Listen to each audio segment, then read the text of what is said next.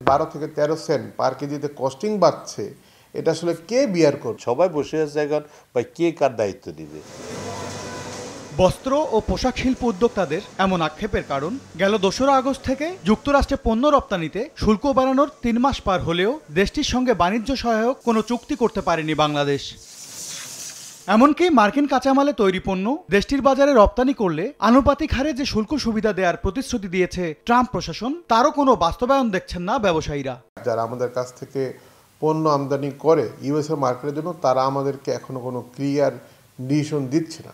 চুক্তি অনুযায়ী ঠিক আছে 20% আমি আরও কমাই ফেলি, তো আমি কমাচ্ছি তুমি কমাই, বার্গেনিং অব্যাহত রাখতে হবে এবং সেটা ত্বরান্বিত করতে হবে। স্বাভাবিকভাবে ঢাকা ওয়াশিংটন বাণিজ্য ঘাটতি কমাতে গিয়ে তুলনামূলকভাবে বেশি দামে তুলা কিনতে বাধ্য হচ্ছেন বস্ত্র ও পোশাক শিল্পের উদ্যোক্তারা। তাদের দাবি, আফ্রিকার বিভিন্ন দেশ থেকে যখন 78 থেকে 83 সেন্টে 1 পাউন্ড তুলা কিনতে পারছেন, তখন ঢাকা ওয়াশিংটন বাণিজ্য ঘাটতি কমাতে গিয়ে 87 থেকে 88 সেন্টে মার্কিন তুলা কিনতে বাধ্য হচ্ছেন তারা। ইনপুটটা যেরকম আশা করেছিলাম সেই হারে বাড়তেছে না, কারণ আমার ক্রেতা রেডি নাই।